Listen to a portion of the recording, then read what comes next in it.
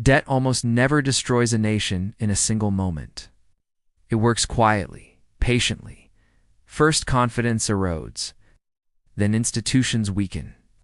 And finally, something more dangerous than poverty appears: permission. In the early 1920s, an entire society watched money lose its meaning. Banknotes were burned for warmth. A wheelbarrow of cash couldn't buy bread. Lifelong savings vanished. The middle class collapsed overnight. This wasn't just financial ruin, it was psychological devastation. And when people lose everything, they stop asking how to rebuild. They start asking who deserves punishment. What followed wasn't inevitable, but it was deeply predictable. One man recognized that a population crushed by debt could be pushed toward almost anything. If promised what economics could never truly deliver: revenge. This is the story of how financial collapse was turned into political power.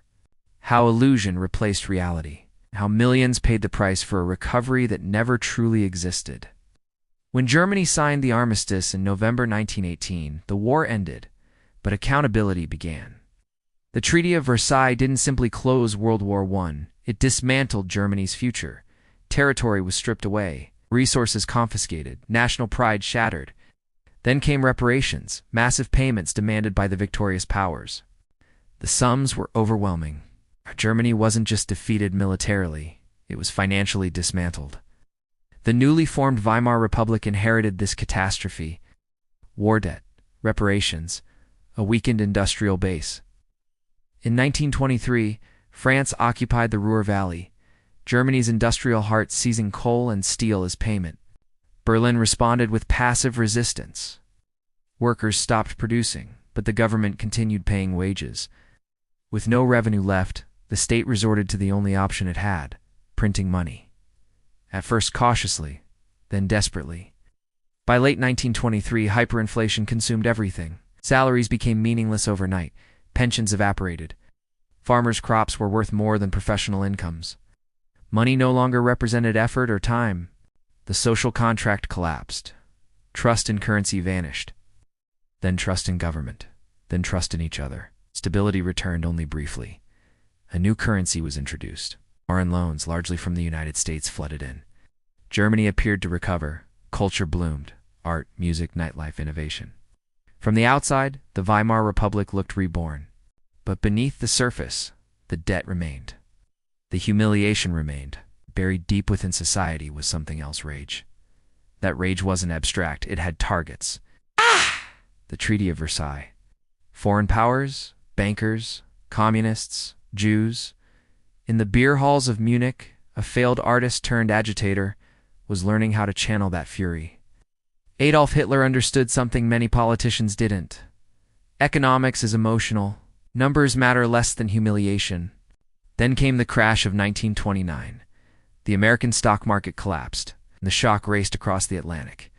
U.S. lenders recalled their loans, German banks failed, factories shut down, unemployment exploded.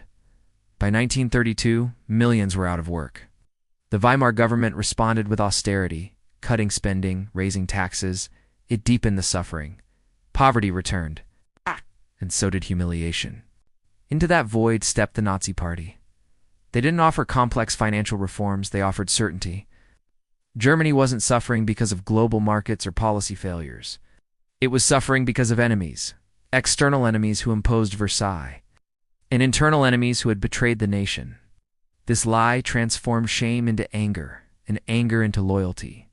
He lacked formal economic expertise, but the movement relied on emotional manipulation, exploiting fear and suffering rather than offering real solutions.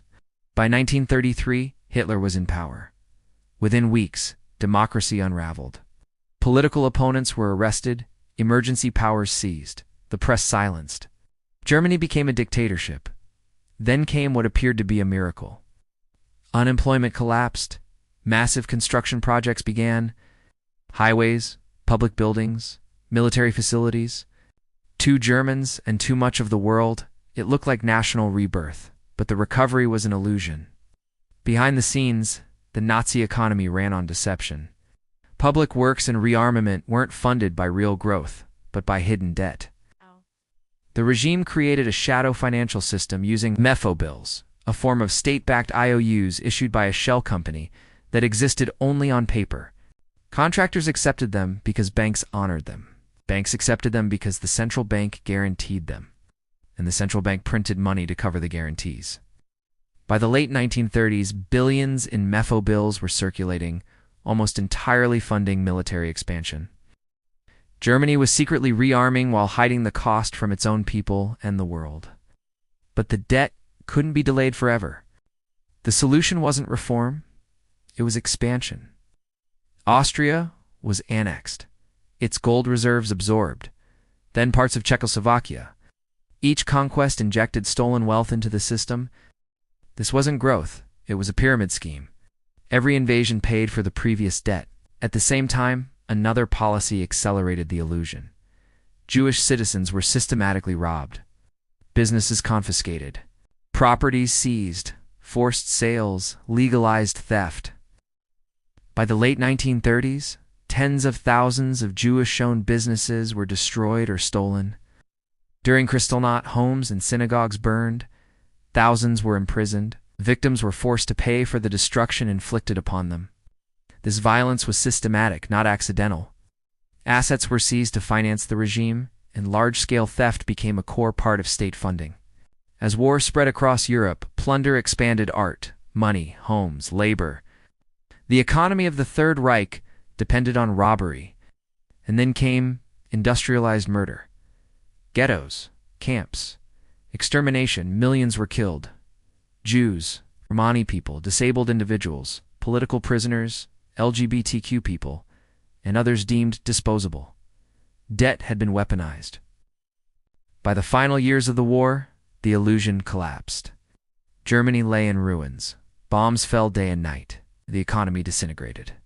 Highways once praised as symbols of progress became evacuation routes.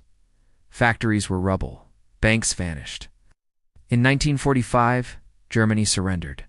The final bill was catastrophic. Tens of millions dead, cities destroyed, entire populations displaced.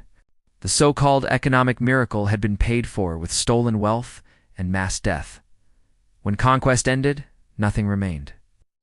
That collapse reshaped the world, divided Germany, international law, human rights institutions, and it left behind a warning. Economic collapse creates political opportunity. Desperation makes people vulnerable to simple answers and dangerous promises. The German people were not uniquely evil. They were desperate. And desperation is more powerful than money. Recovery built on lies, theft, and violence is no recovery at all.